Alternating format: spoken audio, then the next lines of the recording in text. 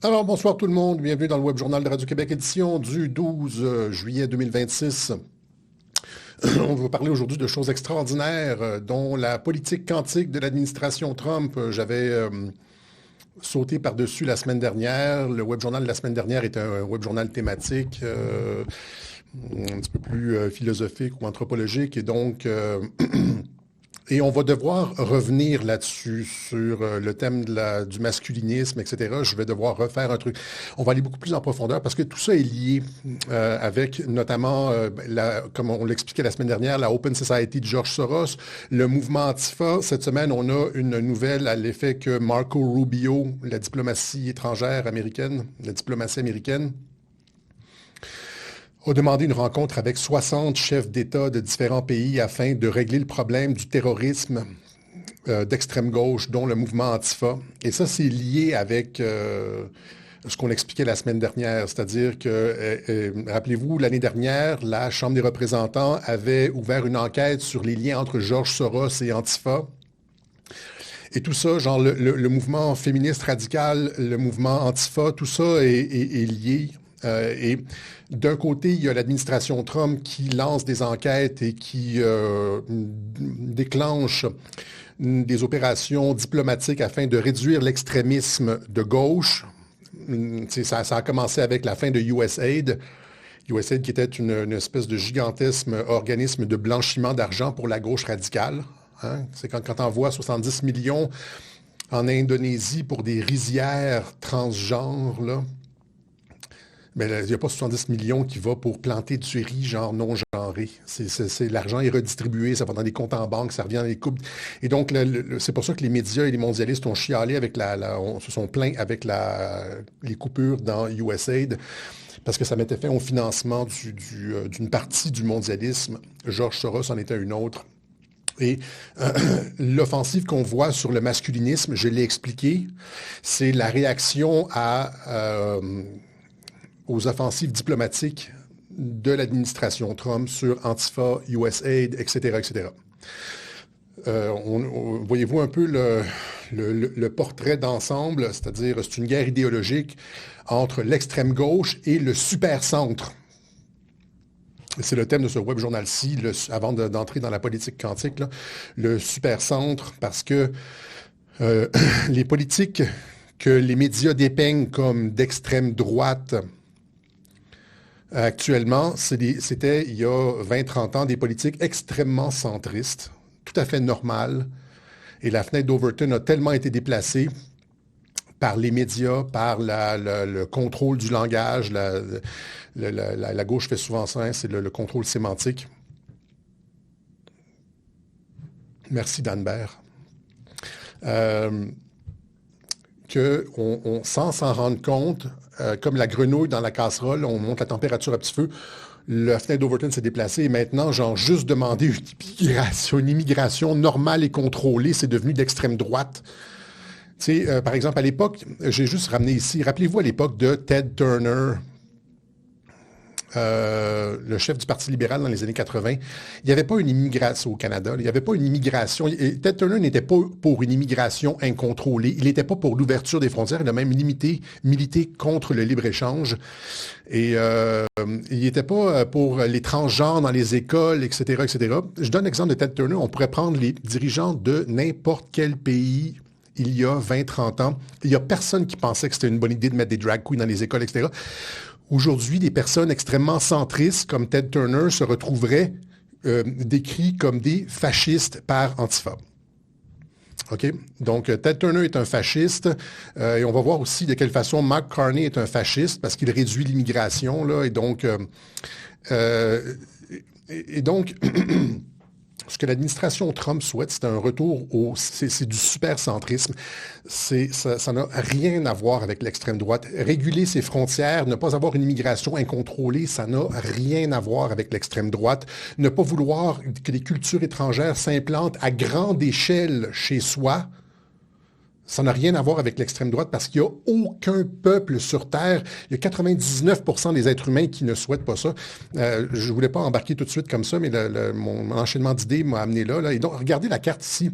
Il y a seulement quelques pays qui ouvrent leurs frontières, qui détruisent leur histoire, qui remplacent leur population, qui ont de l'immigration incontrôlée, alors que 99% du globe ne fait pas ça. Vous voyez, en rouge ici, vous avez les pays, le Canada, comme une partie de l'Europe de l'Ouest et l'Australie, qui ouvrent leurs frontières. Et si tu dis que tu voudrais être comme le reste des autres pays, comme les pays avec dans la ligne verte, c'est-à-dire l'ensemble du globe, si tu es dans ces pays-là en rouge et tu dis que tu voudrais être comme dans les pays verts, comme le reste de la planète, comme c'est pas une immigration incontrôlée, garder ta culture, eh bien, on te décrit comme un fasciste. Les médias te dépeignent comme extrême droite. Antifa va venir cogner à ta porte.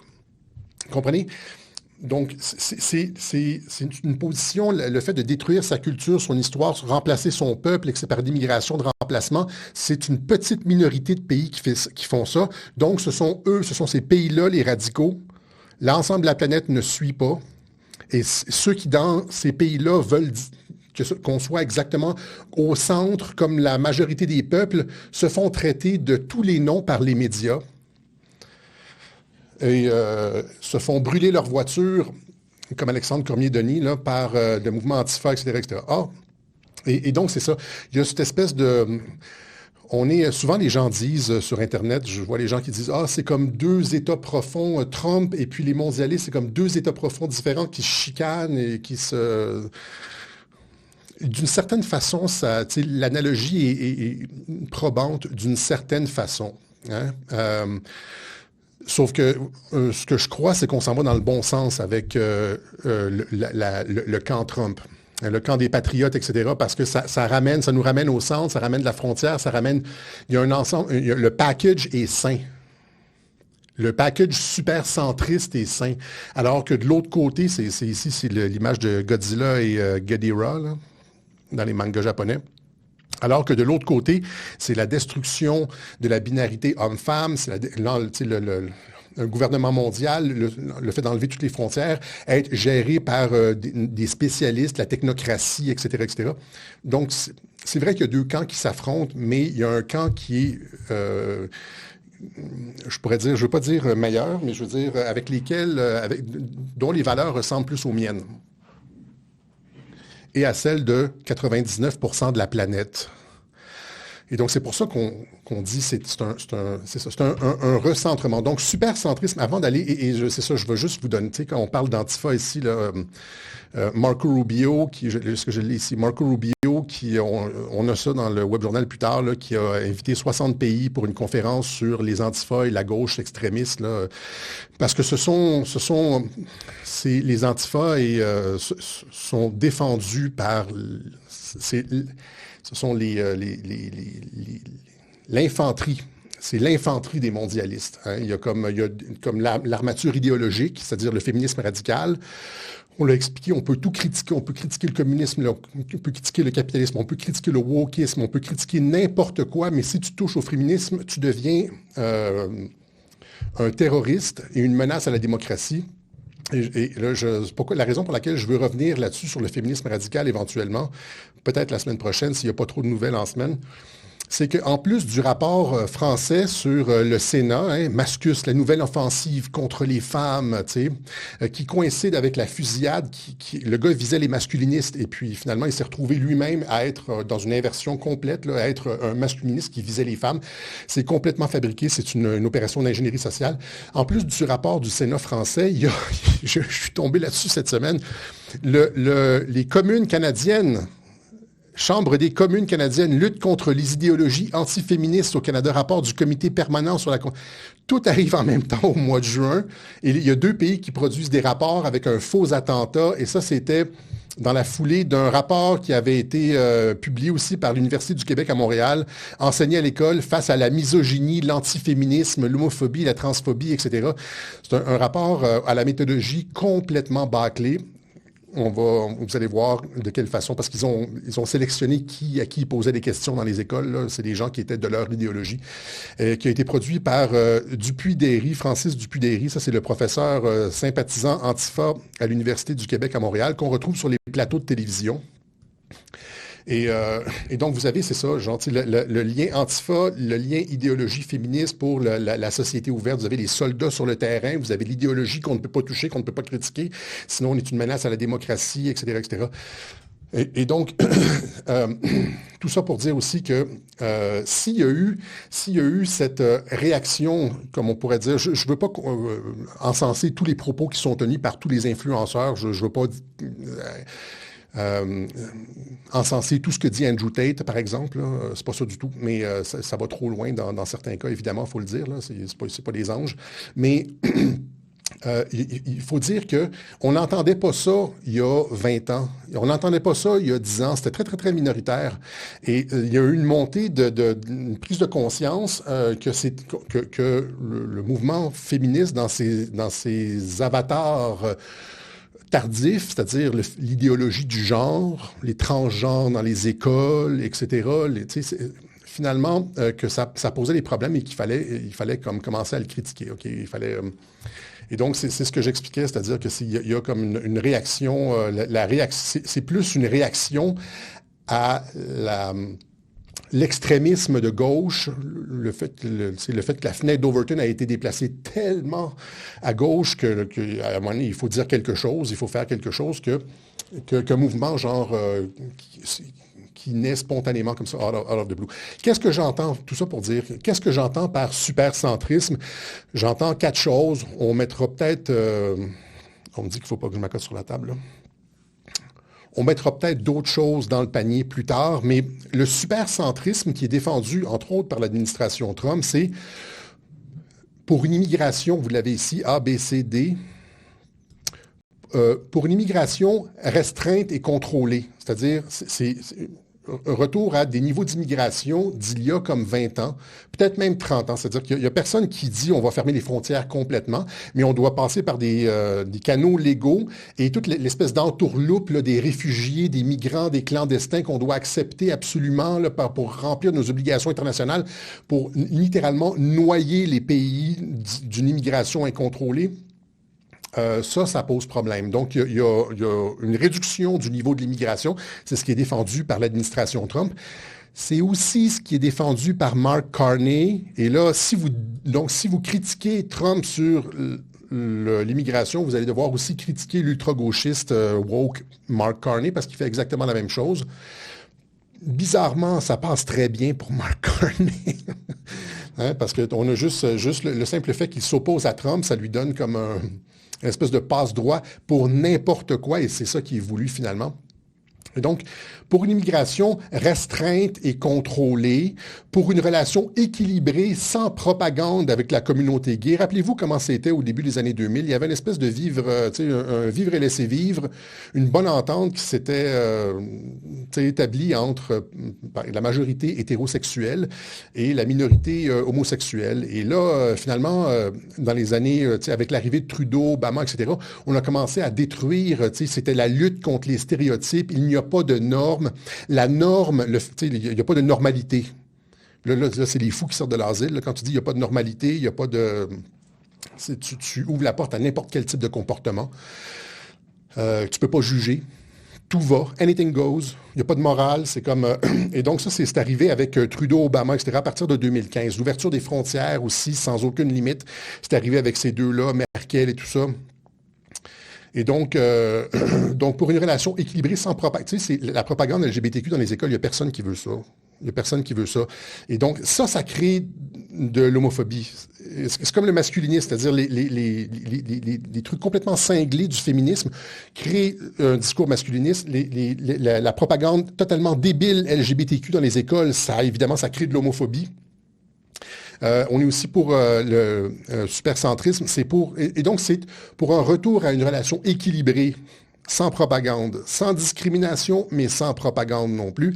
Pour un féminisme sans discrimination ni théorie du genre. Mon titre la semaine dernière était provocateur, c'était Trump le masculiniste. Mais Trump a nommé des femmes dans les plus hauts postes comme des premières là, dans plusieurs hauts postes de l'administration. Kristi Noem, la première au poste de Department of Homeland Security, le ministère de l'Intérieur, on pourrait dire pour les Français. Gina Haspel, la première directrice de la CIA. Christy Willis, première, je pense que c'est la première, peut-être elle, peut-être pas, mais en tout cas, je pense que c'est la première chef de cabinet de Donald Trump. Nikki Haley, première aussi ambassadrice des États-Unis à l'ONU. Et il a nommé, par exemple, Richard Grenell, qui est ouvertement homosexuel, au poste de Director of National Intelligence. Ça, c'est le poste que Tulsi Gabbard occupe maintenant. Donc, mais encore une fois, fait que Trump voit pas nécessairement le genre ou l'orientation sexuelle, etc. Il va prendre la personne compétente. C'est juste que Grenell c'est pas une folle qui fait de la propagande puis qui est dans les lubies du lobby. Tu sais, la volonté de tout saccager, il faut détruire la famille nucléaire, c'est comme, il y en a qui sont comme très, très, très idéologiques dans le féminisme, dans la communauté LGBTQ, etc. Et c'est ça, finalement, qui pose problème. C'est leurs exagérations, leurs demandes ridicules qui créent un backlash, qui créent une rétroaction, du pushback, comme on dit. Et là, quand tu dit que ça va un peu trop loin, comme quand les joueurs de hockey doivent porter des chandails de hockey avec des couleurs, l'arc-en-ciel, etc. Là, t'es comme, ouais, ça va un petit peu trop loin ton affaire, Jo. Parce qu'ils ont essayé ça après la COVID, c'était beaucoup ça. Hein, c'était très, très, très arc-en-ciel. Et donc, rappelez-vous, Bud Light. Donc, ce sont des réactions, face à des campagnes de propagande totalement délirantes de la part de la gauche.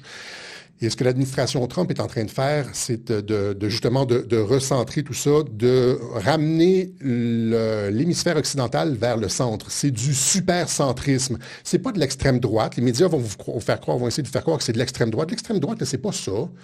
L'extrême droite, ça serait avoir, genre, par exemple, un pays, l'extrême droite, ce serait comme c'est le projet hitlérien, c'est-à-dire d'avoir les frontières correspondent au peuple avec le sang, là, les frontières d'un pays, un ethno-nationaliste, c'est-à-dire les frontières d'un pays correspondent au sang. Ça, c'est de l'extrême droite, ou bien genre des cathos hyper traditionnels, hyper traditionnalistes. Là, ça, on pourrait qualifier ça d'extrême droite, mais absolument rien dans ce que l'administration. Si tu regardes réellement les positions de l'administration Trump, il n'y a rien là-dedans qui constitue de l'extrême droite. Donc, pour une immigration contrôlée, pour une relation équilibrée avec la communauté gay, pour un féminisme sans discrimination ni théorie du genre, pas de transgenre dans les écoles, ça, c'est du féminisme de troisième vague. Là. Et finalement, pour une démocratie souveraine, rappelez-vous le discours de Trump à l'ONU, pour une démocratie souveraine à l'écoute de ses citoyens, pas une technocratie, parce que la gauche radicale, l'immigration incontrôlée, la propagande LGBTQ dans les écoles, la théorie du genre, etc., ça fonctionne seulement à travers la technocratie et l'imposition de ces trucs-là à la population, même si la population n'en veut pas.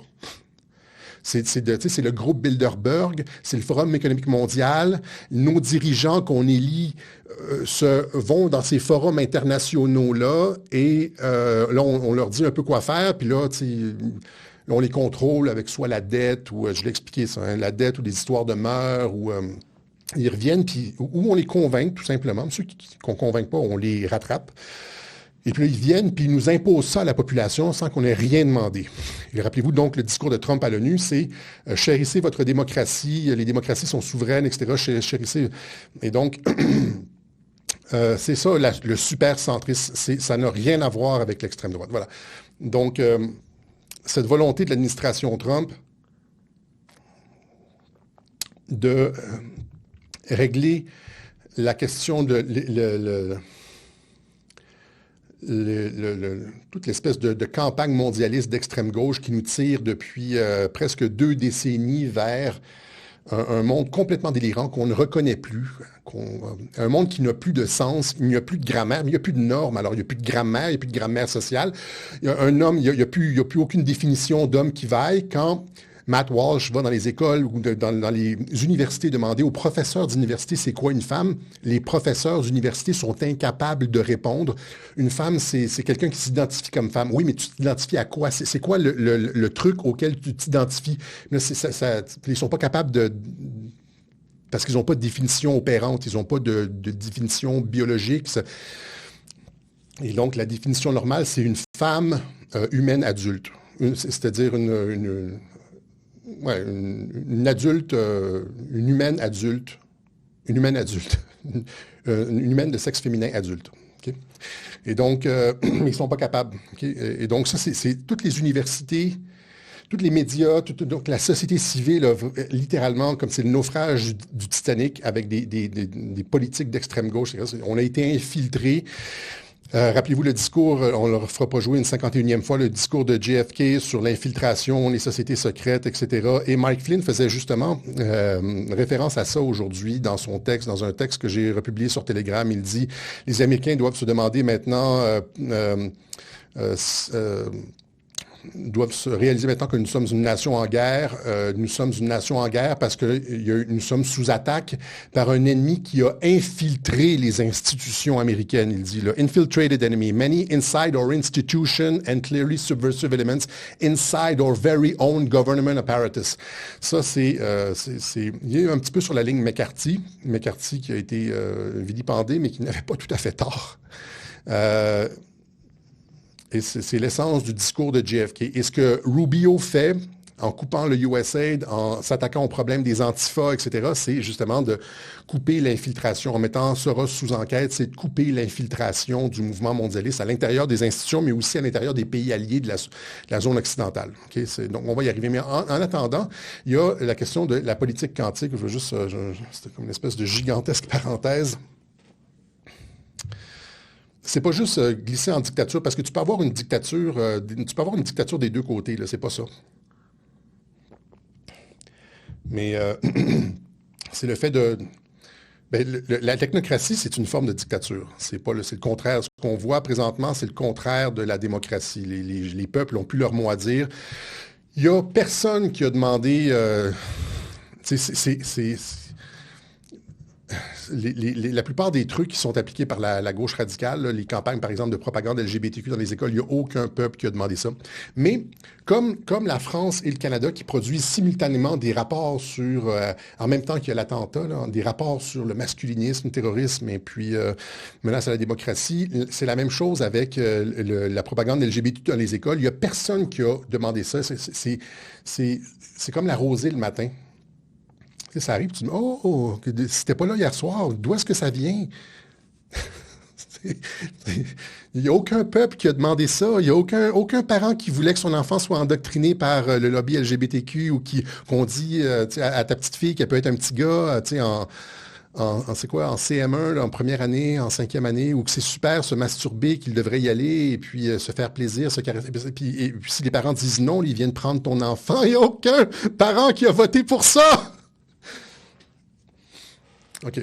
Trêve de plaisanterie. Donc, c'est comme la rosée le matin, ça arrive de nulle part. OK? Et donc, politique quantique, je ne sais pas si j'ai pas écouté vraiment les autres personnes qui font de l'analyse un petit peu sur notre ligne, mais moi, j'en ai pas parlé, je sais. Donc, c'est cette vidéo de Elon Musk qui a été publiée le jour du 4 juillet, la semaine dernière, et qui est qui révèle beaucoup de choses, en fait. C'est qui parle de Q, notamment. Il y a plusieurs références à Q dans la vidéo, et qui parle d'énergie libre, et puis qui fait référence à l'énergie quantique. Il y a, et ça fait... ce que je veux dire, c'est que ça vient faire écho à plusieurs post de Trump et de la Maison-Blanche dans les semaines auparavant. Rappelez-vous, on a parlé de quand la Maison-Blanche avait publié des trucs de Q, une série de trucs de Q avec des faux drops, le même style qu'un drop de Q, ça venait de la Maison-Blanche. Quand Trump a parlé de quantum, quand il y a eu... il y en a eu plusieurs comme ça. Et Trump aussi, qui a aussi, durant la même semaine, publié des photos de sa famille en 1915 sur son Truth Social et de son oncle, John J. Trump, qui a enseigné à MIT, qui a été celui que le gouvernement américain a chargé d'analyser les documents de Tesla. Après la mort de Tesla, le gouvernement américain a demandé à John J. Trump, son oncle, d'aller chez Tesla, de regarder tous ses papiers, toutes ses recherches, etc., et de voir s'il y avait quelque chose qui pouvait être utilisé par les États-Unis. Et quand si je me rappelle bien l'histoire, quand ils ont envoyé les effets personnels de Tesla en Serbie, parce que c'était un Serbe, Tesla, il manquait 3 ou 4 boîtes d'effets personnels. Okay? Et donc, lui, l'oncle de Trump connaissait les secrets de Nikola Tesla. Évidemment, tout ça est légèrement spéculatif, mais il y a comme un faisceau d'interprétation possible ici. Et donc, cette vidéo-là, c'est ça, rappelez-vous. Donc, cette vidéo-là qui est sur la ligne Q, qui est sur la ligne... La vidéo parle de la tempête, donc avec une image d'une tempête avec l'électricité à l'image de la tête de Trump à le 1,07, c'est-à-dire 17. Je vais vous montrer la vidéo de toute façon, vous allez pouvoir juger par vous-même.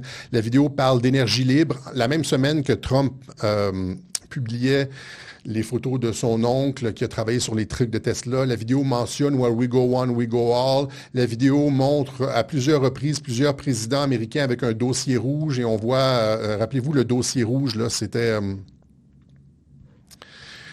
en 2020, quelque chose comme le 19... Le 18, le 19 ou le 20 janvier 2020, il y a Trump il y avait une fête avec son fils, etc. Et Trump avait montré un énigmatique dossier rouge. Donc, ça fait référence à ça. Je vous montre la vidéo tout de suite avant de revenir. La vidéo parle de portail temporel et donne suite aux posts de l'administration Trump sur Quantum et sur Q. Trump a parlé de Q et de Quantum, etc. Donc, la vidéo donne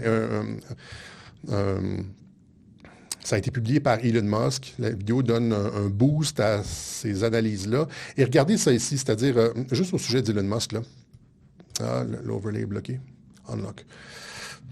Ça, c'était en 2022. Le général Flynn qui dit « Elon Musk a été sélectionné pour l'ordre du plus haut mérite de service. Il est maintenant désigné comme le commandant en chef des soldats digitaux. » Et donc, c'est comme si Flynn avait lui-même passé le flambeau, Flynn qui est à l'origine de l'opération Q, qui a lui-même placé le flambeau à Elon Musk. Et depuis ce temps-là, Elon Musk a fait plusieurs références à Q dans ses publications. En tout cas, il est clairement au courant de l'opération et de ce que ça relève. Mais tout ça pour dire que, ici, je vous montre, c'est ça, vous allez voir la vidéo, mais en premier, la vidéo de Trump avec le dossier rouge de 2020. 2021.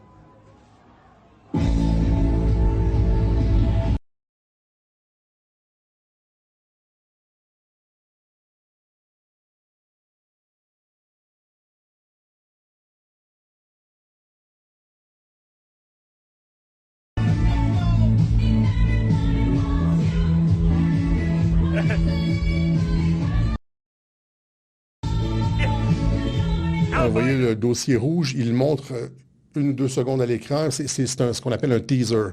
C'est-à-dire, on ne sait pas qu'est-ce qu'il y a là-dedans. Il y a comme Et on revoit ce dossier-là. Il y a plusieurs présidents qui tiennent le dossier dans la vidéo. On le voit devant un portail comme ça, un peu comme dans l'émission Stargate. Est-ce que c'est un portail temporel? Donc, ça fait référence aussi à ce dont on avait parlé, le Looking Glass. On en parlait en 2018, avant de tomber purement dans le géopolitique. Là, on parlait de cette capacité, et on l'a mentionné à plusieurs reprises, cette capacité absolument incroyable d'être capable de pointer des événements plusieurs années à l'avance, à la minute près, au jour près, etc. Et donc, je vous montre la vidéo. On écoute ensemble la vidéo. La musique est bonne de toute façon. La musique est...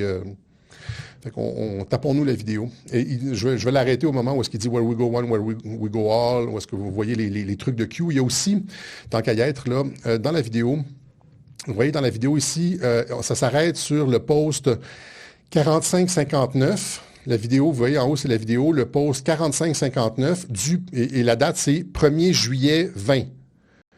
Et là, regardez ça ici, le post 1er juillet 20, 4559, le post de Q 4559, 1er juillet 2020. Donc, la vidéo fait clairement référence à un post de Q. Et ce post-là de Q 4559, c'est tout...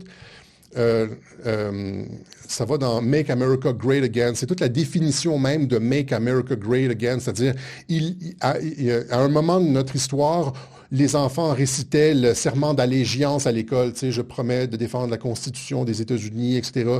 Les gens nous respectaient. Il y a encore des valeurs, etc. Donc, tout le post, c'est ça. Tout le post, c'est... vous irez le lire vous-même. Je ne vais pas le traduire.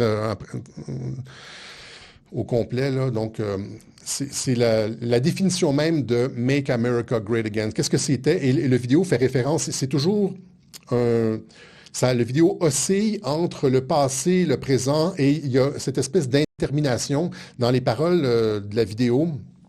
Ça dit, est-ce qu'on s'en va vers la destruction ou c'est un renouveau? Donc, ça oscille entre Charbit et Scylla, on pourrait dire. Et finalement, c'est une vidéo qui est sur une note optimiste parce qu'on s'en va vers l'âge d'or. Donc, les États-Unis étaient sur le point d'être détruits à cause de l'infiltration intérieure. Et là, finalement, c'est le contraire qui va se passer. On s'en va vers un âge d'or.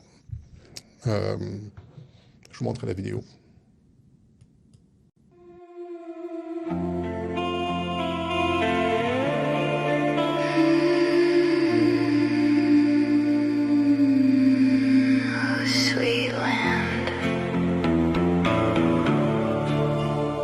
Sweet land of the weary and the wild. Oh, where are you, my sweet child?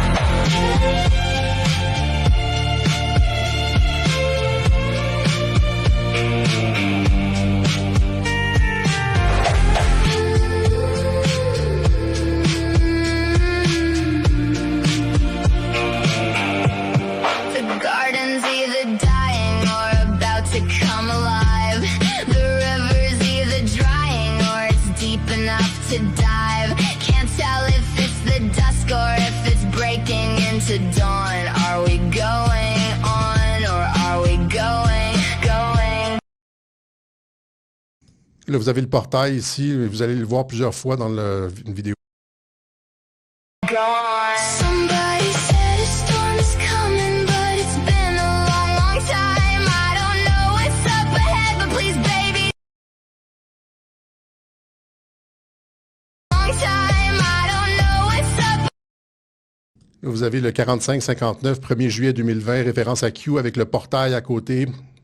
Je vais laisser la vidéo rouler parce que vous voulez écouter la chanson puis vous trouvez que ma voix est énervante, mais écoutez bien. But please, baby, don't you look behind. So tell me, is it gonna be free energy forever, or just the same damn old grind? Singing, sweet land of the weary and the wild. Are we 1 year from the grave, or is this just the beginning?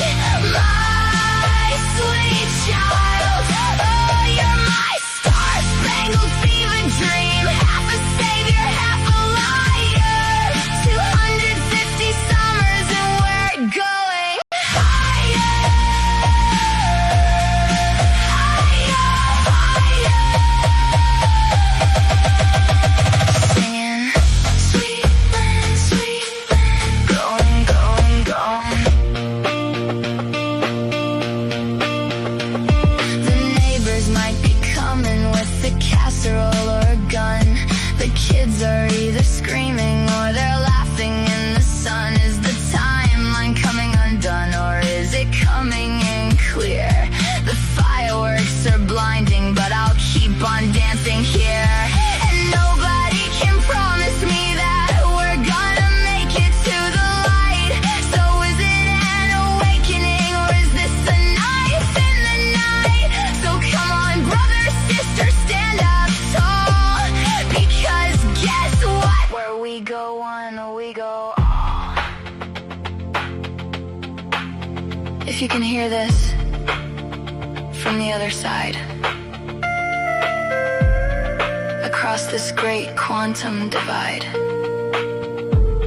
don't get me wrong, now is the time to stay strong. So, with all of that I'll say, God bless the USA!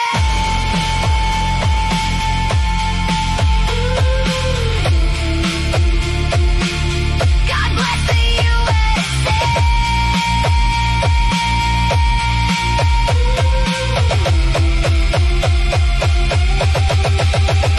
Singing, sweet land, going on, going on. 250 years Ça dure encore une minute, là. Mais vous avez toutes rappelez-vous la vidéo que Mike Flynn avait publiée qui mettait en cause Israël. Tu sais, c'est-à-dire, quand Israël avait brisé le cessez-le-feu, il y avait une entente avec l'Iran, Israël avait brisé le cessez-le-feu, immédiatement, Flynn avait posté une vidéo d'intelligence artificielle comme celle-là, où est-ce qu'on voyait Israël impliqué dans toutes sortes de choses. Et j'avais bien expliqué que Flynn disait à Israël, on a la merde, là, vous êtes mieux de vous tenir les fesses serrées. Et c'est ce même genre d'information-là. C'est-à-dire, ils vont pas le dire publiquement. Vous n'allez pas avoir une conférence. Là. Les Européens, des fois, comprennent pas ça parce qu'il faut que ce soit très formel pour les Européens. Mais si on suit Q depuis 8 ans et plus, on comprend qu'ils parlent par parabole, par clin d'œil, par allégorie, etc., etc. Ça ici, c'est ça. Et donc, ça parle d'énergie libre. Is it going to be free energy or... on parle essentiellement de portail quantique, des quantum divide, donc de lien entre les époques, Make America Great Again, c'est-à-dire, il y a comme une espèce de retour à Americana des années 50-60. Et donc, c'est ça, c'est une vidéo qui est très, le fameux dossier rouge qui revient à plusieurs reprises, etc., etc. Donc, je pense qu'on est sur le seuil quand Trump parle d'âge d'or, encore une fois, là, je pense qu'il parle d'énergie libre. On parle évidemment, là, je veux juste faire une parenthèse pour ceux qui me reprennent toujours. L'énergie libre n'existe pas, etc. Oui, sauf que il y a tellement d'énergie, par exemple, dans la ionosphère, que si on est capable de tirer l'énergie de la ionosphère et de la distribuer gratuitement, tu as de l'énergie pour la planète entière sans aucun effort. Pour la produire. Et là, tu as des places, par exemple, j'avais expliqué aussi, par exemple, lors des négociations avec l'Iran, lors des négociations avec la Corée du Nord, comment ça se fait que ces pays-là acceptent d'abandonner leur programme nucléaire, etc. Trump qui disait, j'ai montré les articles de journaux, ça va être une ère de prospérité pour s'ils abandonnent l'énergie nucléaire, ça va être une ère de prospérité pour ces pays, etc. Bien, je pense que la raison pour laquelle Trump est capable de convaincre, d'obtenir à peu près tout ce qu'il veut tout le temps en relations internationales avec des pays, des régimes réfractaire, c'est qu'il a le cadeau de l'énergie libre. Ça, évidemment, encore une fois, c'est ce que j'infère. Okay? Il n'a jamais dit ça nulle part. Mais si vous êtes capable de relier les points, tac, tac, tac, tac, tac, comment ça se fait que c'est pratiquement incompréhensible la façon dont les personnes se soumettent à l'international. Mais là, oui, l'Iran, le pouf-pouf, là, mais c'est pas ça. Mais au final, c'est comme, par exemple, Maduro, par exemple, Assad, par exemple, la Corée du Nord, etc. C'est parce qu'on s'en va vers une ère, on s'en va vers une ère de prospérité, l'âge d'or. Okay? Donc, pour revenir à ce que je disais au début, ici, du combat entre l'État profond, deux groupes de l'État profond, comme disent les gens. J'aime pas l'appellation, là, mais il y a un groupe qui avait ces technologies-là ou qui gardait les technologies. Vous avez aussi de l'antigravité dans la vidéo, là, des trucs d'antigravité. C'est parce que c'est vrai que ça fait à peu près un siècle qu'on ne bouge pas. En termes d'énergie, il n'y a rien de nouveau. En termes de véhicules, il n'y a rien de nouveau. Il n'y a pas de nouveau mode de propulsion. Il n'y a rien comme si on s'était arrêté dans le temps, dans les années 50, 60. Il n'y a plus rien de nouveau qui a été développé depuis. C'est complètement ridicule. Et donc, il y avait un groupe qui souhaitait, le groupe mondialiste qui souhaitait comme prendre encore une fois, c'est de l'extrapolation, mais qui repose sur des données, c'est-à-dire une super synthèse peut-être de 8 ans de webjournaux. Il y a un groupe qui essayait de détruire le système d'étonation. Voyez mon vidéo Endgame, de détruire la société civile, de réduire la quantité d'énergie que les gens utilisaient, avec les politiques vertes, là. Finalement, là, vous allez geler chez vous et prendre la douche à deux, et puis votre facture d'électricité va passer de 800 $ par mois à 800 € à 80 000 €. Donc, il y a un groupe qui voulait réduire le potentiel humain, et alors que Trump, lui, c'est le contraire. Il ramène la frontière. On s'en va vers un monde, des relations internationales stabilisées, sans guerre, un monde stabilisé, sans guerre, avec de l'énergie libre. Et ça va être le cadeau de Trump à l'humanité, c'est ce que je pense. C'est-à-dire qu'à travers les travaux de son oncle sur les dossiers Tesla, etc., et plus l'intelligence artificielle qui permet probablement de... Tu sais, tu prends les recherches de Tesla, les idées de Tesla, puis là, tu mets ça dans de l'intelligence, une super intelligence artificielle, pas Grok 6, là, tu sais, l'intelligence artificielle de la NSA, là, tu sais, ce qu'il y a de plus poussé aux États-Unis, puis après ça, tu as la possibilité d'avoir effectivement de l'énergie libre. Je parle de l'énergie facilement productible, genre à partir de rien, que tout le monde peut avoir une espèce d'antenne chez soi là, et recevoir l'énergie. C'était ça finalement les tours de Wardenclyffe de Tesla. Hein, c'est-à-dire Tesla. J'espère que tout le monde connaît Tesla. J'espère que je n'ai pas à refaire une intro sur Tesla. Et donc, tour de Wardenclyffe. Donc, la tour de Wardenclyffe, également connue sous le nom de tour de Tesla, était une station de transmission sans fil expérimentale pionnière conçue et construite par le scientifique Nikola Tesla à Long Island au début du siècle, dans la ville de Stoneham. Ambitionnait de transmettre des messages, des communications téléphoniques et même des télécopies à travers l'océan Atlantique et l'Angleterre, en s'appuyant sur ces théories sur la conduction des signaux par la Terre. La décision d'agrandir l'installation, de mettre en œuvre ces idées de transmission d'énergie sans fil afin de mieux concurrencer le système télégraphique de Marconi se heurta au refus de financement du principal bailleur de fonds du projet, le financier JP Morgan, le banquier JP Morgan, qui finançait les travaux de Tesla, a finalement dit non au projet parce que ça donnait de l'énergie libre. C'est-à-dire que ça réduisait le contrôle. Ça réduisait ça réduisait le contrôle des banquiers internationaux. Toute l'opération du mouvement révolutionnaire mondial, des banquiers internationaux, les mondialistes, ceux contre qui on se bat, c'était de réduire le potentiel d'émancipation de l'humain. Pour avoir un potentiel d'émancipation, tu dois avoir de l'énergie. Comme les plantes doivent avoir de la lumière et du dioxyde de carbone pour grossir. Et donc,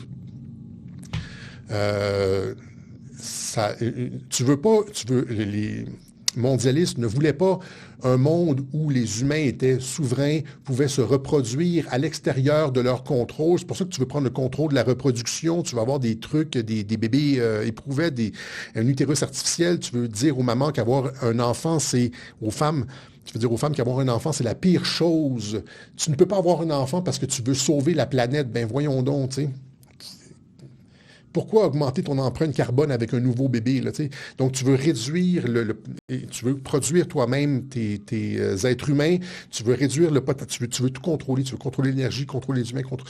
Et donc, il y a un groupe qui veut le contrôle, c'est le groupe JP Morgan des banquiers internationaux, puis il y a le groupe des patriotes de Donald Trump qui va donner l'énergie libre à la planète. C'est ce que je pense. C'est pour ça qu'on s'en va vers un âge d'or et que tous ceux qui ont vomi sur Donald Trump vont s'en mordre les doigts. Parce qu'il va probablement passer comme pour une des personnes les plus importantes de l'histoire de l'humanité. C'est ce que je pense. Je demandais, là, c'est pour ça qu'ils jettent tout ce qu'ils ont sur lui. OK? Donc ça, c'est pour Quantum. Vous voyez, comme...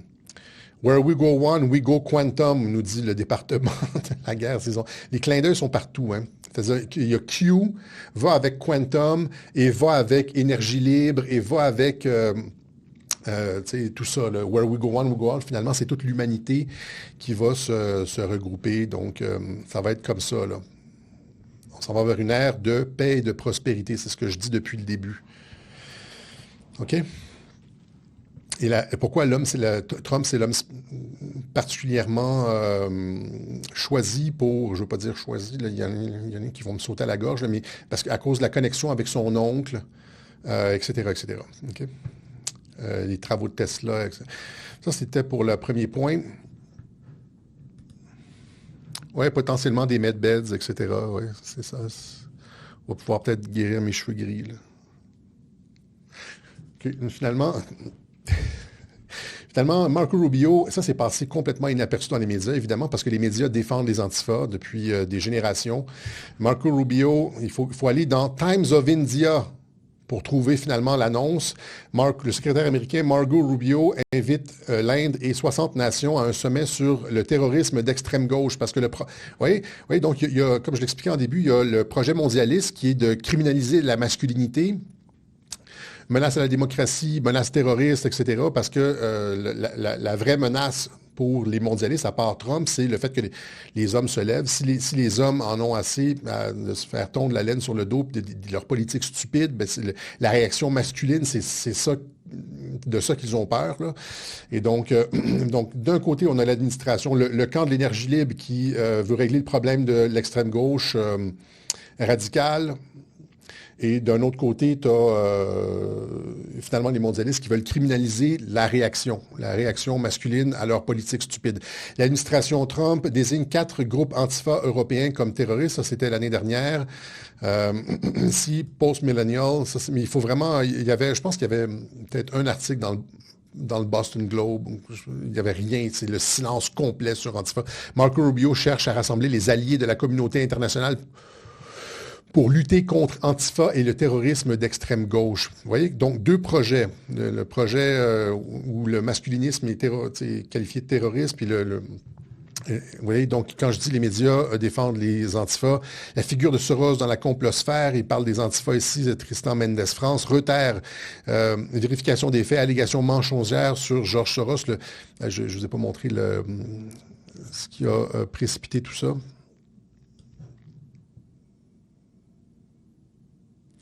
Où est-ce que je l'ai mis l'article? Un article où est-ce que justement ça expliquait que la Chambre des représentants commençait une enquête sur Antifa et ses liens avec George Soros. Et là, ils sont tous montrés au créneau, défendre George Soros, Forbes Magazine, Trump s'en prend à George Soros, le milliardaire est accusé de financer des manifestations, No Kings, même la fameuse Anti-Defamation League a pris la défense de George Soros, les affirmations selon lesquelles George Soros finance Antifa ou est impliqué d'une autre manière dans l'incitation de troubles civils liés aux manifestations Black Lives Matter sont fausses et font écho à des théories du complot anciennes, parfois antisémites.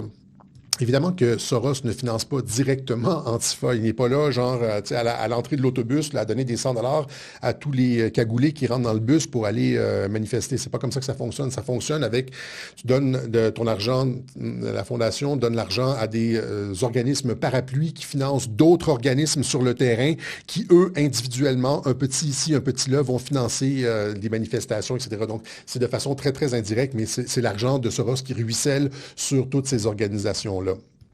Ouais. Open Society Foundation. George Soros ne finance pas Antifa, mais il est opposé au fascisme. Nous finançons les groupes qui œuvrent pour la justice raciale aux États-Unis. Donc, vous voyez un peu comme le combat idéologique. Je pense qu'on montre ça de façon assez claire à Radio-Québec. Mais tout ça, c'est-à-dire l'organisation de George Soros sur le terrain avec le financement du féminisme de 3e vague, la théorie du genre, les transgenres dans les écoles, etc., la société ouverte, ça va avec le fait d'avoir des troupes de choc sur le terrain. Ça, les troupes de choc, c'est les antifas. Il y a aussi des fois les groupes d'extrême droite qui sont littéralement, c'est comme genre les antifas qui enlèvent leur masque noir le jour puis qui mettent le truc patriote le soir. Là. Regardez ici, c'est Laura Ingraham qui dit, lors du 4 juillet, il y avait encore une fois cette espèce de groupe, le Patriot Front, qu'il n'y a personne qui pense que c'est des réels patriotes. Tout le monde sait que ce sont des fakes. Il y a même Laura Ingraham de Fox News à la télévision qui dit genre c'est un fake. Pour moi, ça a l'air des antifas en costume et puis personne ne devrait avoir le droit de couvrir son visage, etc., etc. Donc, Marco Rubio qui appelle 60 pays pour démanteler la structure Antifa après avoir appelé Antifa une organisation terroriste. Le problème, c'est que, c'est ça, Antifa, la raison pour laquelle ils appellent les représentants des pays, c'est parce que Antifa a des soutiens institutionnels, comme ici, par exemple. Vous voyez, ça, j'en parlais, là. Le professeur Dupuis-Derry, qui est invité sur les plateaux de télévision comme un spécialiste de la masculinité, du féminisme radical, blablabla, là. Vous voyez ici, donc, avec un drapeau Antifa sur son bureau, juste en face de lui. Moi, je suis passé à quelques reprises. Moi, j'ai étudié à l'UQAM et au département de sciences politiques. Je suis passé à quelques reprises devant son bureau et sa porte de bureau est tapissée de trucs radicaux, de trucs révolutionnaires, de points dans les airs, de Che Guevara, puis de trucs antifa, etc., etc. Je pense qu'à un moment donné, en 2018, je pense que j'avais pris une photo. Je ne sais pas où est-ce que je l'ai remis, mais c'était complet. Et ce gars-là est payé avec l'argent de nos impôts. Vous voyez? Et donc, il y en a un autre aussi à Veloci ou à Andelossi, je ne me rappelle plus c'est quoi son nom. L'université sait que c'est un sympathisant Antifa, il y a un drapeau dans son bureau. Et le laisse opérer, même si Antifa a été déclarée organisation terroriste. Et les Antifa on l'a déjà expliqué, ne sont jamais embêtés par la police. Ne sont jamais d'arrestation. Il y a même des Antifa qui travaillent pour les forces canadiennes. Rappelez-vous, quand ils ont le chanteur évangélique Sean Feucht était venu chanter dans une église, il y a un Antifa qui était venu lancer une grenade fumigène.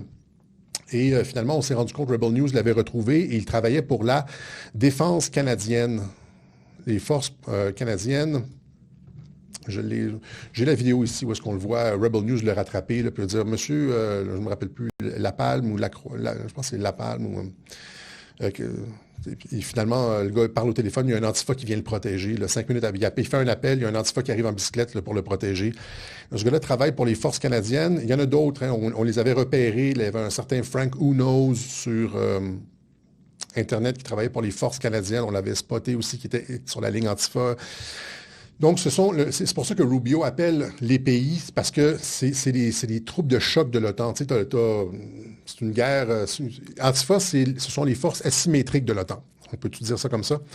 Il y a du financement différent, ça ruisselle. Rappelez-vous ce que j'ai expliqué la dernière fois, Soros qui parle avec la Open Society qui écrit une lettre de l'OTAN et l'organisme pour le changement des sociétés ouvertes. Et puis là, après, ça ruisselle, et puis j'ai expliqué ça lors du dernier web journal, je ne vais pas le refaire, mais c'est ça, c'est qu'ils ont besoin de troupes sur le terrain masquées pour opérer la violence, et beaucoup d'entre eux travaillent pour les forces canadiennes, ils ne sont jamais embêtés par la police, les politiciens ne parlent pas jamais d'Antifa, et par exemple, des personnes comme Dupuy-Derry, qui supposément est censé défendre les femmes, parce que c'est lui qui a écrit le rapport, là, comme j'expliquais au début, là, le rapport sur complètement bâclé, on va en reparler. La prochaine fois que je parle de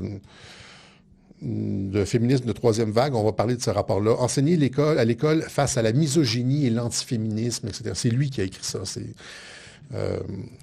Et donc, cependant, Dupuy-Derry ne va jamais mentionner, par exemple, s'il se préoccupe des femmes, pourquoi il ne mentionne pas les 250 000 fillettes violées, prostituées par des gangs musulmans pakistanais en Angleterre. C'est vérifié, c'est tout appuyé sur des rapports de police, mais il ne va jamais parler de ça. Et dans son rapport aussi, l'espèce de torchon, là, avec une méthodologie extrêmement douteuse, à aucun moment donné, ils vont mentionner l'islam dans la montée de la misogynie, tu sais, ni dans le rapport ici, ni dans le rapport de la Chambre des communes sur la lutte contre les idéologies antiféministes au Canada. Il n'y a rien sur l'islam. Tu sais, moi, j'aimerais ça savoir, c'est quoi le pourcentage de violence conjugale qui vient de personnes, d'immigrants de première génération venant du Moyen-Orient, par exemple.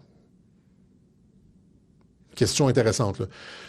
Le pourcentage, par exemple, de féminicide ou de violence conjugale contre les femmes, là, c'est quoi le pourcentage qui provient de l'immigration de première génération, peut-être même de deuxième génération, là, en provenance du Maghreb, du Moyen-Orient, du Pakistan? Aucun mot dans les rapports, aucun mot dans le rapport à l'école sur la misogynie à l'école de Dupuy-Derry, rien du tout. Ils sont complètement silencieux. Ce sont des hosties d'hypocrites parce qu'ils ne cherchent pas les causes. Ils ne cherchent pas les causes, par exemple, de la violence, de la réelle violence contre les femmes. Eux autres, leur objectif, ils sont dans une opération de pouvoir. C'est une opération visant à émasculer les hommes, point. Là. Ils servent de l'immigration pour émasculer le reste de la société. Ils servent des dérapages d'une certaine migration pour émasculer le reste d'entre nous. C'est totalement odieux. Et il y a aussi, l'auteur de plusieurs livres et rapports, penser l'action directe des Black Blocs, puis on les présente presque comme les Black Blocs, c'est comme des anges avec... J'exagère, là, mais c'est comme, il est extrêmement sympathique. Ouais. Et ils sont défendus par... ouais. Tout ça pour dire que c'est ça. Marco Rubio demande l'aide des États parce que c'est le support Antifa est institutionnel.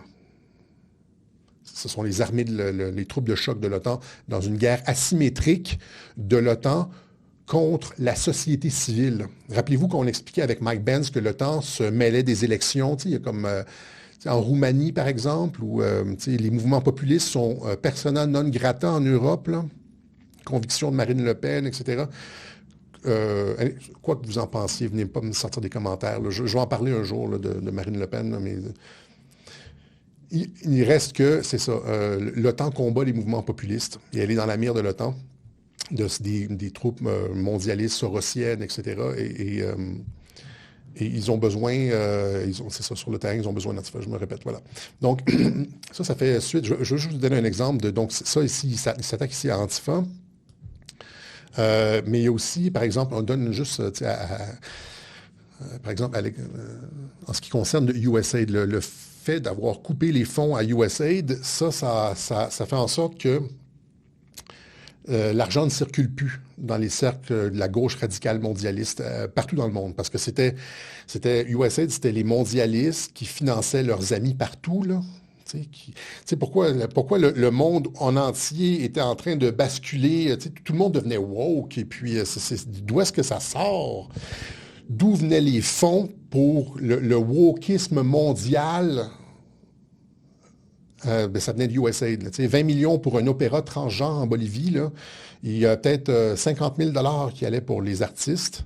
Puis le reste, 19 950 000 $ allaient genre dans les poches d'organisations pour de la mobilisation, pour des pancartes, pour de l'action politique, pour des annonces, pour mousser la gauche radicale mondialiste. Donc, c'était ce qu'on appelle en anglais le piggy bank, le petit cochon. Le USAID, c'était le petit cochon, la tirelire du mouvement de gauche, des mouvements de gauche radicaux, du mouvement révolutionnaire mondial partout dans le monde. C'est pour ça que ça a fait vraiment mal et que tous les médias ont dit « Des gens vont mourir! » C'était la pire chose depuis le pain tranché.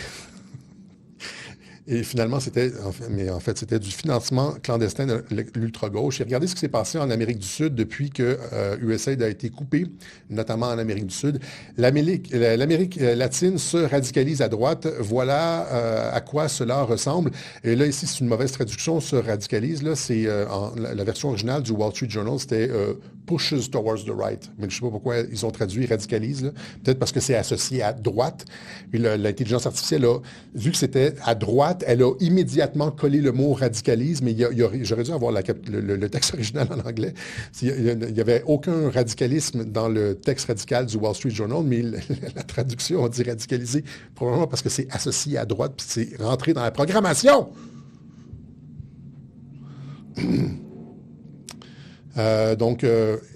Vous avez vu, donc, depuis que le deuxième mandat de Trump, depuis la fin des coupures au USAID, regardez ce qui s'est passé en Amérique du Sud. Vous avez ici, en 2023, vous aviez 10 gouvernements d'ultra-socialistes et 3 gouvernements de droite capitalistes. Et là, finalement, en 2026, ça a été Bolivie, Pérou, Chili, Colombie et l'Équateur qui a été renouvelé dans son mandat de centre-droit, qui sont passés à des gouvernements conservateurs. Le Chili, la Colombie, le Pérou se tournent vers le conservatisme. Quel avenir pour l'Amérique latine? Ça, je pense qu'il y a ici un lien direct avec le financement de USAID. Parce que USAID, ça a toujours été l'organisme des changements de régime, là. On le sait, Mike Pence l'a expliqué, on utilisait USAID pour financer des partis d'opposition, produire des changements de régime, etc. À partir du moment où est-ce que tu coupes les fonds à la gauche, leur ascendant artificiel s'effondre, parce que c'est tout artificiel. Il n'y a personne qui veut du truc LGBTQ dans les écoles, c'est artificiel, tout est artificiel, ils sont obligés d'imposer des trucs par le haut. Ils sont obligés d'imposer des trucs à la population qui n'en veut pas par le haut.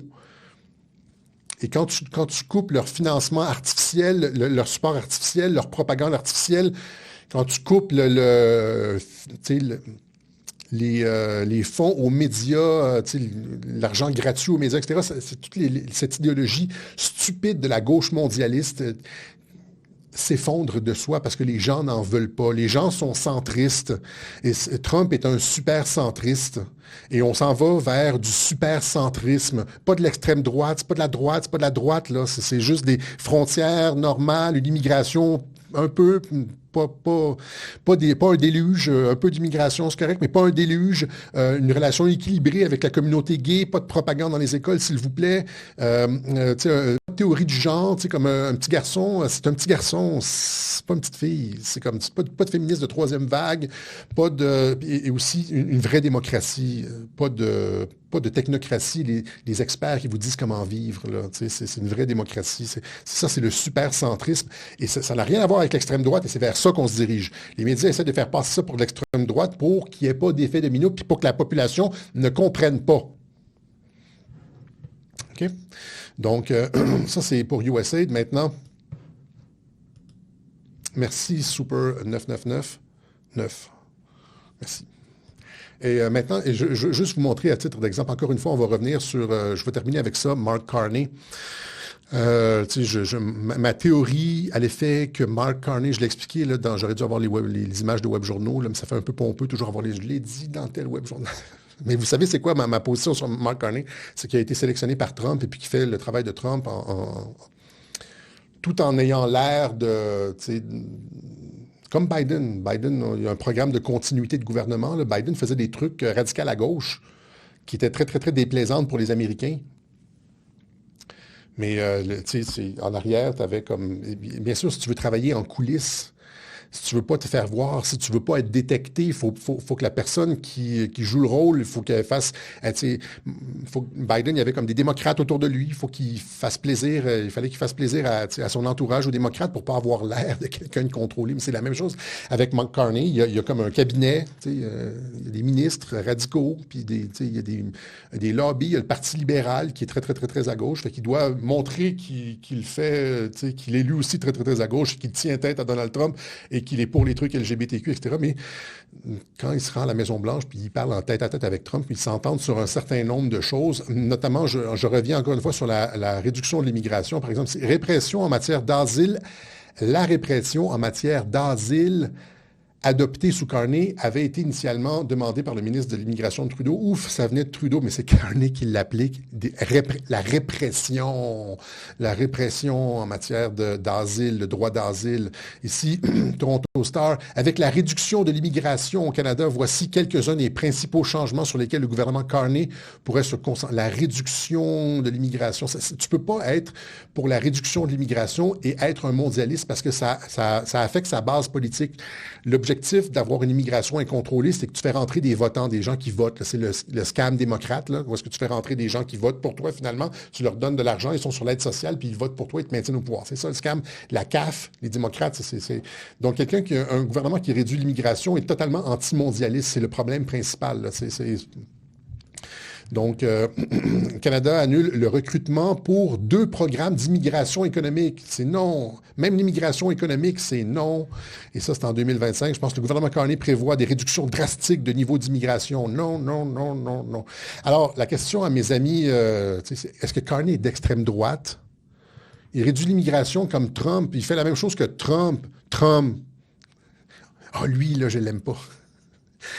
L'immigration, c'est un raciste. Le Carney fait exactement la même chose, sauf que Carney, ça passe comme une lettre à la poste, parce que Carney fait des trucs, va à la parade LGBTQ. Alors, Trump est un nazi parce qu'il fait exactement la même chose que Carney, mais Carney, ça passe parce qu'il va à la parade LGBTQ. Tout ça pour dire que Carney fait le jeu de Trump et que la situation finalement s'empire au Canada. Les nouvelles économiques, je veux juste vous montrer encore une fois comment Trump opère. Là. C'est juste ça. Après ça, on peut appliquer ça à d'autres cas. Quand on comprend le code, quand on comprend comment il opère, la connaissance de son mode d'opération est reproductible. Donc, ici, Une étude indique que 40 des entreprises canadiennes envisagent de déménager aux États-Unis, nous dit le Toronto. 40 des entreprises canadiennes. Imaginez ça, imaginez en France, là. 40 imaginez si 40 des entreprises françaises voulaient déménager en Allemagne, là. Mais en fait, le titre est trompeur, c'est 40 ont déjà déménagé ou songent le faire. Quand on a enregistré le pire... attends, ça, c'est pas celui-là. Ici, les affaires. 4 fabricants canadiens sur 10, 40 ont déjà déplacé ou prévoient de déplacer leur production vers les États-Unis selon un sondage KPMG. Plusieurs fabricants canadiens fuient encore vers les États-Unis. Un sondage révèle que 4 entreprises sur 10 ont délocalisé ou y pensent. Okay? Donc, c'est soit ils l'ont déjà fait ou ils pensent le faire. C'est une catastrophe. Okay? Et pourtant, Carney radicalise, antagonise Trump, il continue à antagoniser les USA en pleine négociation. Et donc, les États-Unis ont mis fin à l'accord de libre-échange nord-américain. Les États-Unis refusent de prolonger l'accord commercial entre le Canada et le Mexique, sauf qu'ils continuent à discuter avec le Mexique, mais ils ne discutent pas avec le Canada. Et j'ai expliqué pourquoi. Hein? Parce qu'avec le Canada, l'intégration va être beaucoup plus poussée qu'avec le Mexique. La proposition de Trump va beaucoup plus loin que juste une proposition économique et que le job de Carney, c'est de faire en sorte que le Canada n'ait économiquement plus le choix que de dire oui aux demandes de Donald Trump sans qu'on devienne le 51e État. Cependant, Carney va pouvoir dire, il est en train de détruire le Canada complètement. Carney, économiquement, là, Carney a enregistré la pire première année de croissance pour un premier ministre depuis 1963, nous dit le National Post. Et là, ici, aucune date fixée pour les prochaines négociations canado-américaines. Et là, ici, on nous dit, dans l'article, on nous dit, les Canadiens soutiennent, imaginez la gang de tweets, les Canadiens soutiennent l'approche de Mark Carney en matière de gestion de l'économie. Même s'il a présidé à la pire première année de croissance pour un premier ministre depuis 1963, depuis 70 ans, presque 75 ans, depuis presque un siècle. Un sondage Nanos Research réalisé pour Bloomberg révèle que 60 des Canadiens estiment que Mark Carney a très bien ou bien géré l'économie. 60%.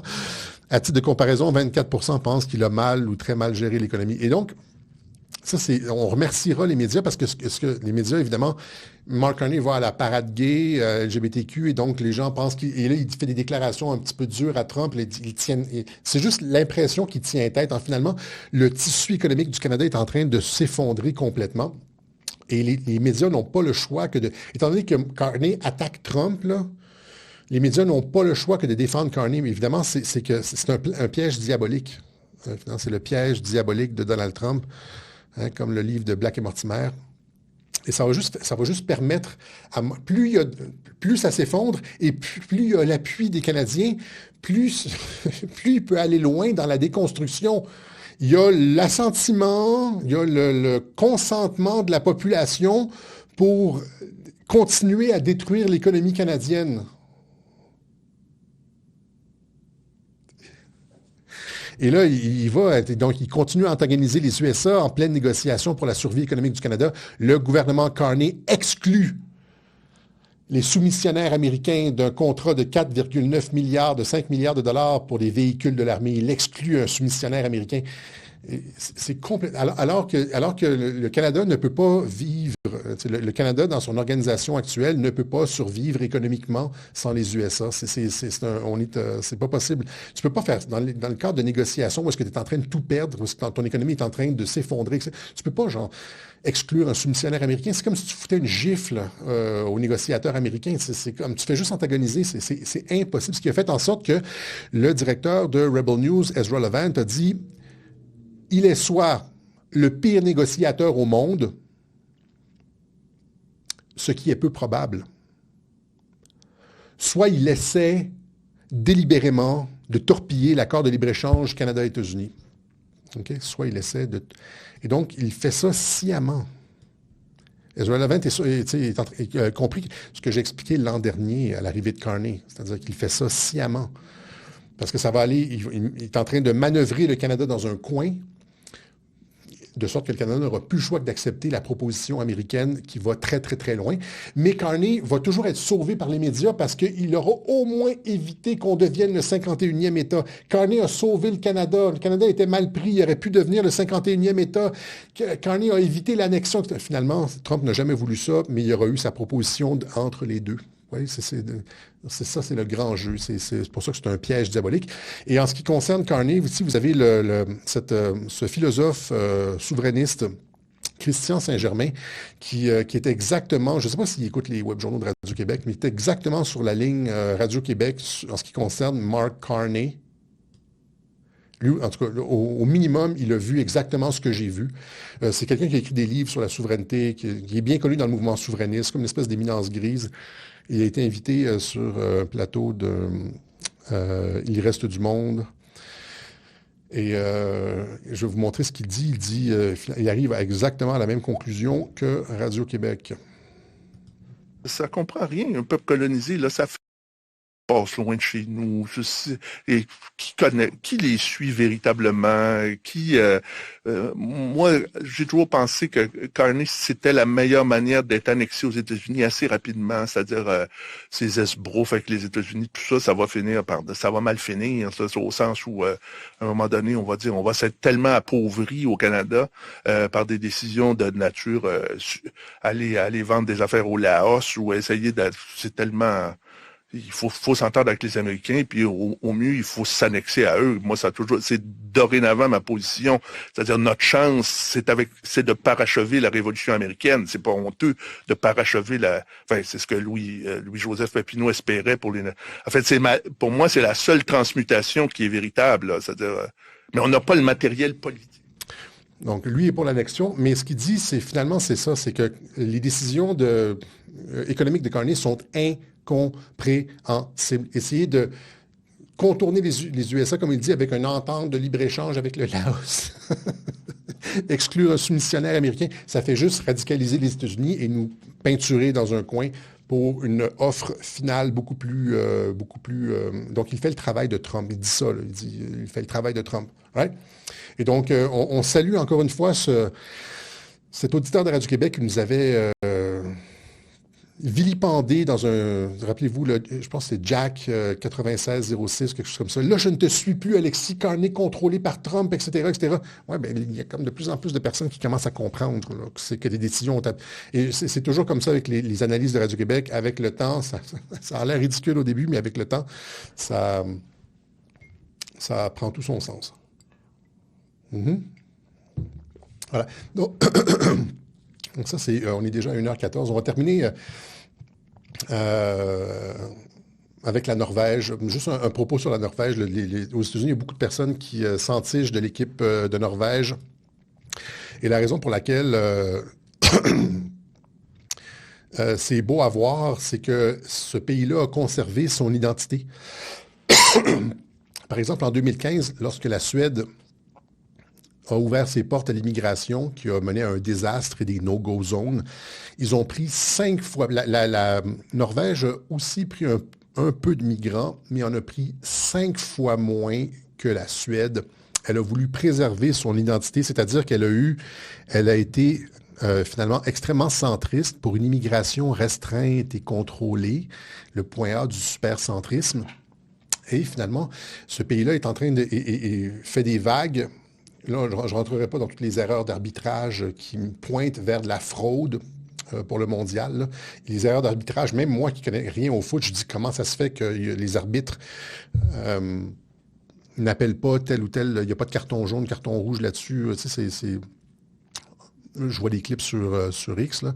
Mais outre ça, la raison pour laquelle tout le monde s'est entiché de Haaland et puis de l'équipe norvégienne, c'est parce qu'il y a une belle cohésion nationale.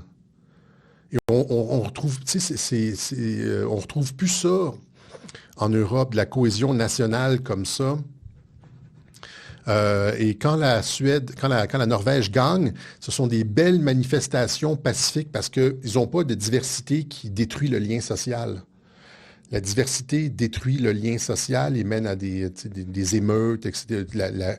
l'effondrement du lien social, de la confiance envers les institutions, envers les différents groupes, la guerre de tous contre tous, alors que la Suède est beaucoup plus homogène et a préservé sa culture viking et masculiniste, on pourrait dire. Je vous montre la différence entre la Norvège et, par exemple, la France quand il y a une victoire.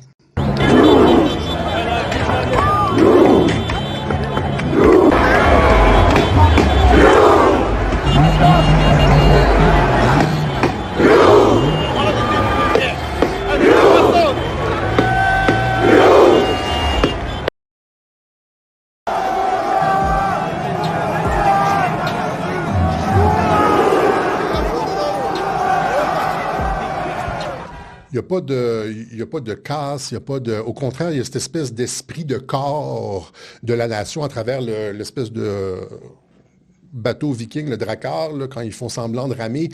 Vous l'avez vu à la fin du clip, vous avez des dizaines de milliers de personnes qui font le « ouh » et là, tu as un égrégore qui se crée. Je ne sais pas si vous me suivez sur le terme égrégore, là. Il y a comme une espèce de... Un esprit de corps de la nation qui se crée que les mondialistes détestent. C'est ce que Trump a essayé de créer avec les événements du 4 juillet, tu sais, avec les feux d'artifice, puis les discours sur la Constitution, sur la fierté d'être américain. Il essaie de créer un égrégore national, et alors que les mondialistes font exactement le contraire à travers l'immigration incontrôlée, etc., la division pour régner à l'intérieur de... Ils détruisent l'égrégore national pour pouvoir en faire ce qu'ils veulent, régner, faire ce qu'ils veulent sur la nation. Vous avez, il y a d'autres clips, là, je vais les mettre en boucle, là, vous les voyez comme en viking, donc ils n'ont pas perdu leur histoire. Et il y a cette espèce de... Ouais, même les enfants participent à la rame, là.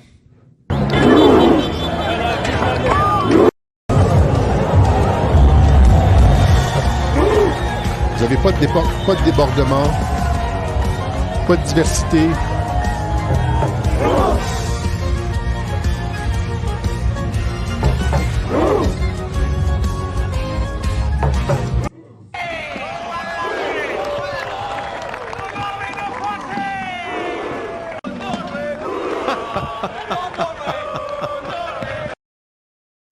Regardez les petits poux avec leur casse de viking en haut, là.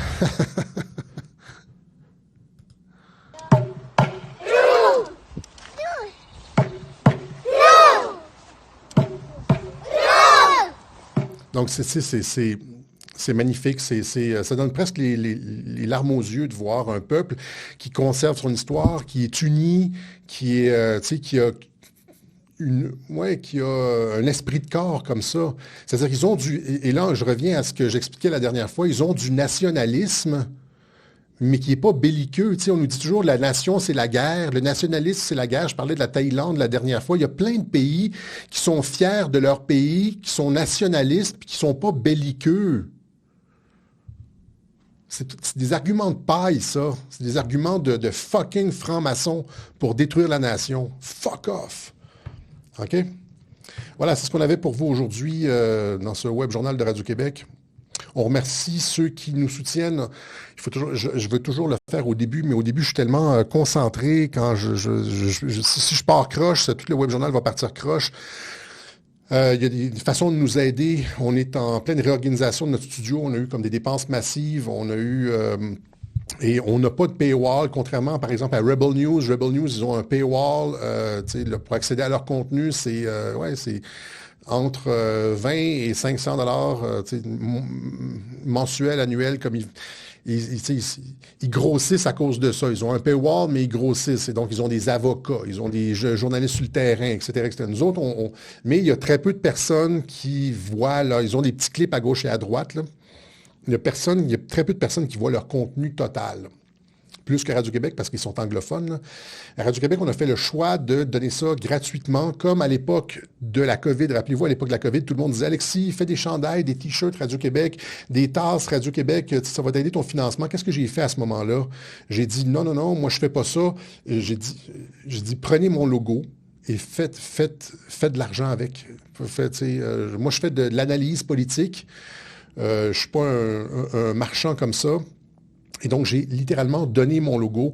Et les gens, il y a comme 4-5 compagnies qui ont commencé à faire des chandails, etc., puis qui en ont profité. Et puis, Il y a eu quelques retours, là, mais pas tant que ça. Et c'est la même chose ici, c'est-à-dire que je suis sur le même principe qu'en 2020, c'est-à-dire c'est du financement volontaire. Je préfère que mes idées soient diffusées massivement plutôt que de faire beaucoup d'argent avec un paywall, mais ça prend l'appui des gens, ça prend... Je peux pas y arriver... je regarde, tu sais, comme d'autres groupes qui sont comme... c'est le contraire, ils augmentent leur studio. Moi, je vais toujours dans plus petit, là. Ça touc, touc, touc, touc, touc. Mais c'est ça. Donc, pensez à nous si vous avez la possibilité de le faire. On a investi aussi pour des vidéos d'un logiciel de traduction avec l'intelligence artificielle pour se lancer en anglais. Cette semaine, on n'a pas eu le temps de produire des vidéos parce qu'on est arrivé et puis on est encore à organiser l'espace ici dans le nouveau studio. Mais pensez à nous si vous avez la possibilité. Je pense pas à ceux qui le font déjà. Il y en a qui le font, puis très généreusement. Il y a comme je parle du 99% de gens qui nous écoutent, qui nous trouvent géniaux. Si ça fait super longtemps, là, cet été, ça serait le temps.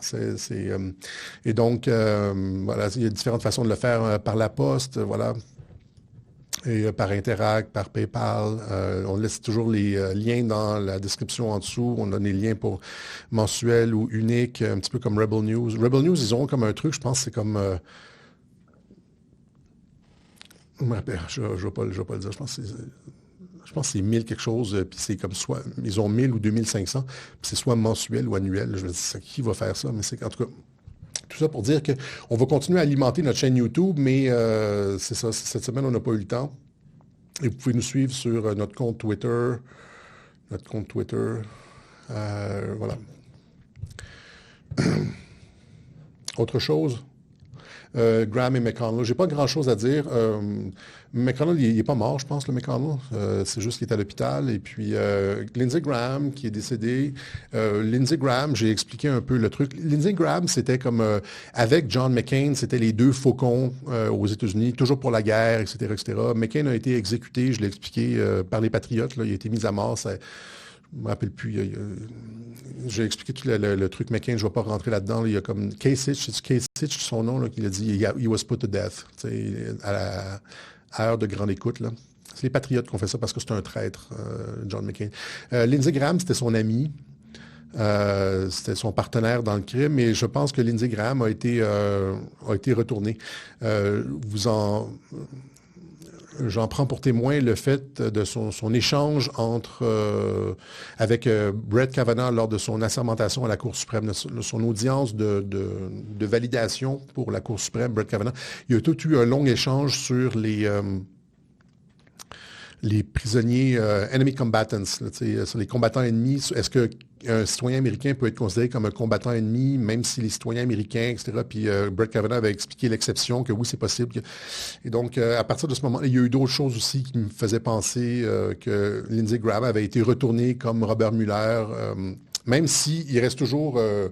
la voix pro-guerre, etc. Tu veux créer une pièce de théâtre, tu as besoin des protagonistes, et donc des deux côtés. Donc, il jouait son rôle. Et au final, c'est même pas certain qu'il soit décédé. Je veux dire, oui, là, il est décédé officiellement pour les médias, etc. Mais tu sais, si tu veux retirer quelqu'un, c'est un certificat de décès. C'est comme tu veux libérer un poste au Sénat pour un candidat que tu aimes bien dans... les Patriotes font ça, donc pas grand-chose d'autre à dire. Il collaborait avec l'administration Trump. En mon sens, il collaborait avec l'administration Trump, pas de façon ouverte et ostensible, comme Biden, comme Carney, etc. Puis on va se terminer avec... c'est ça que j'étais sur le bord d'oublier quelque chose. Trump qui, cette semaine, au sommet de l'OTAN, a dit « Je suis dans mon 3e mandat ». Il dit, et rappelez-vous, tout ce que j'ai fait des web-journaux, j'en ai fait encore un il y a comme quelques mois, où est-ce que je résumais tous les éléments probants sur le fait que Trump, il y a eu un programme de continuité de gouvernement, etc.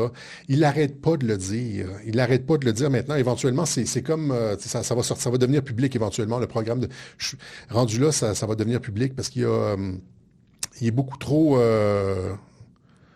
Il l'a dit cette semaine au sommet de l'OTAN, genre, il parle de son 3, j'ai été élu 3 fois président, j'ai été président 3 fois. Or, la version officielle, c'est qu'il n'a pas été président. Il n'a pas été président. Même s'il pense avoir gagné, il n'a jamais été assermenté. C'est Biden qui a été supposément assermenté. On a montré qu'il n'a pas été assermenté, là, mais rappelez-vous les coups de canon et tout. Mais il dit, j'ai été 3 fois président et il l'a répété à plusieurs reprises. J'ai aussi une vidéo de compilation là-dessus. Il faut juste que je mette la main. Il y en a un ici. Merde, je pense que je les ai... Ah, c'est ça ici, oui. Oui. Which is my first term of numerous terms. By the way, you know we're a 3-term president. We just don't want the results. We don't want... We won 3 times, but we only want the results 3 terms president. of the first and the third.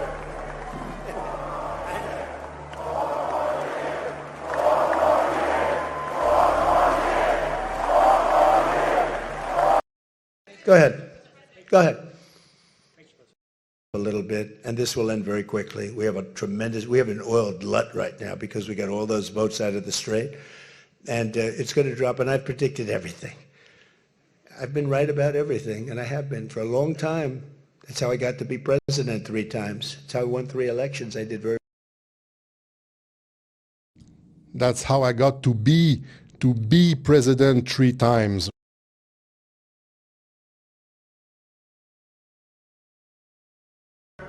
which is my first term of numerous terms. But Same exact thing. So here's the video that Dave put together. I'm 47, so I'm 45, 46, and 47, yeah, if you think about it. I just don't want the credit for 46. The rightful 45th, 46th, and 47th President of the United States of America. To the 45th, 46e, 46th, and 47th President of the United 46e président aussi, hein? Donc il répète. States of America. The 45th, the 46th, and the 47th President of the United States. And in my second term, which we're sort of having now, but I don't want the results, right? Well, Donc ça, c'était sous Biden. Il dit, je suis dans mon 2e mandat. Je l'ai montré à plusieurs reprises. J'en ai montré plusieurs de ces...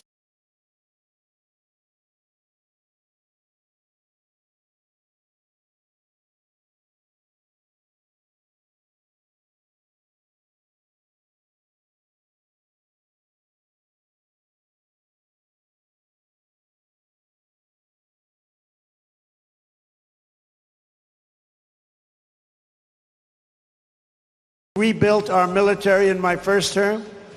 We used it a little bit in our, well, actually I should say third term, but I won't do that because I don't want any controversy. While praising what he described as a dramatic revival of the U.S. military, Trump briefly joked about a 3rd term before stopping himself. Et ça a été relevé même par... ça a été relevé même par RT. Il disait qu'il était maintenant dans son 3e mandat. On l'utilise maintenant dans mon 3e mandat, etc. Il y en a finalement comme à peu près une dizaine de ces vidéos-là où est-ce qu'il se présente, puis rappelez-vous, il y a avec le cartable président, et puis... donc ça devient de plus en plus public où est-ce qu'il dit, il parle du programme de continuité de gouvernement, etc. J'ai été président 3 fois, blablabla. OK? Même si il ne veut pas les résultats du 2e parce que Biden était un démocrate, il faisait des trucs de démocrate, là, mais en coulisses, c'est Trump qui opérait. OK? Il est obligé, si tu veux garder ça de faire ça clandestinement, tu dois donner un os aux démocrates. Voilà. Donc, on mettra peut-être ces vidéos-là sur Telegram pour que les gens puissent les regarder. On remercie encore une fois ceux qui ont fait une contribution au Web Journal de Radio-Québec qui nous permettent de réorganiser nos locaux, mettre de la mousse partout, acheter de nouveaux micros, on a acheté un nouvel ordinateur, on a acheté de la lumière, on a acheté des rideaux, c'est un petit peu mieux, hein, la luminosité est un petit peu mieux. J'ai pas l'air d'avoir mangé du curry au cours de toute la semaine dernière. Et on va recommencer à alimenter notre chaîne YouTube, là, ne vous en faites pas. Voilà, c'est ce qu'on avait pour vous aujourd'hui. Autre chose, 1h30, je pense qu'on a passé la limite. Voilà. Alors, encore une fois, la semaine prochaine, ça se peut qu'on revienne, parce qu'il y a vraiment des choses intéressantes sur les stratégies de l'État profond, sur la lutte contre l'émergence, le ras-le-bol des hommes. On pourrait appeler ça, c'est ce qu'ils appellent, eux, le masculinisme, c'est le ras-le-bol des hommes au sujet d'un certain nombre de trucs de la société d'extrême gauche, là. Okay? Et que si les hommes commencent à... Leur pire cauchemar, ce serait que les hommes en aient ras-le-bol et se lèvent. Évidemment, pacifiquement, là, mais que mettre le pied à terre et disent c'est assez. Ça serait leur cauchemar. C'est ça qui est en train de se passer. C'est pour ça qu'ils sont obligés de produire des documents, produire une fausse trame narrative masculiniste, etc. Alors qu'il n'y a personne de violent là-dedans, là. Mais c'est rendu une menace à la démocratie. Allez, on se rend rendez-vous la prochaine fois, quelle que soit l'actualité, pour une autre édition du Web Journal de Radio-Québec. Salut la gang!